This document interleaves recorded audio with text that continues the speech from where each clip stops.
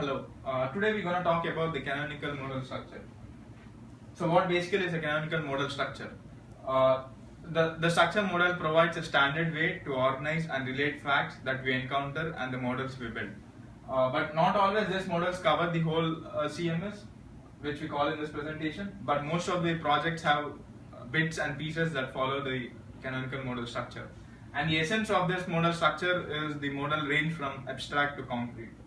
And this modal structure uses views to drill down into the details of each model. Actually, the canonical modal structure is divided into three models, that is domain model, design model and code model.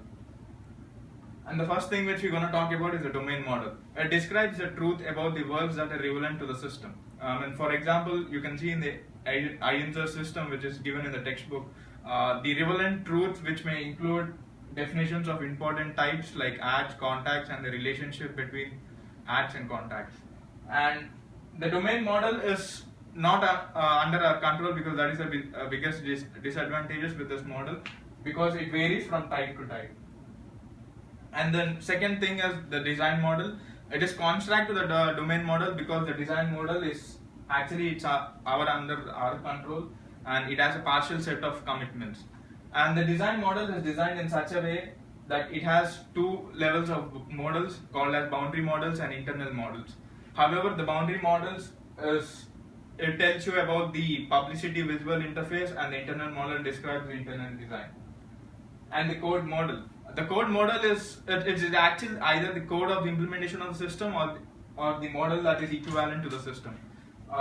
The code model is the actual Java code that runs and the running of the code to the UML tool.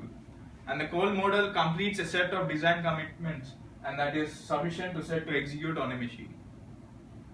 And so the picture looks like this. I mean, you have over here the domain model, the design model, and the internal model. So domain model is the truths about the domain, and the boundary, and in the design model we have boundary model and internal models. And down to that we have a code model to it, where you have all the code written to it.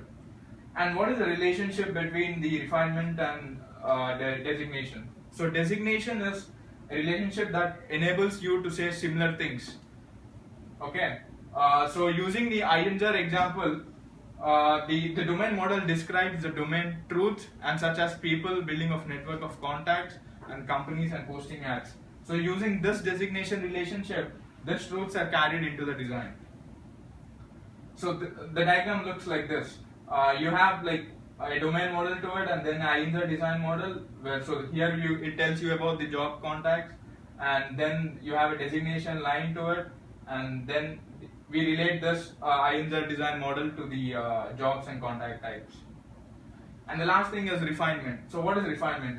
Refinement is a relationship between the low detail and a high detail model of the same thing. It used to relate a boundary model within an internal node.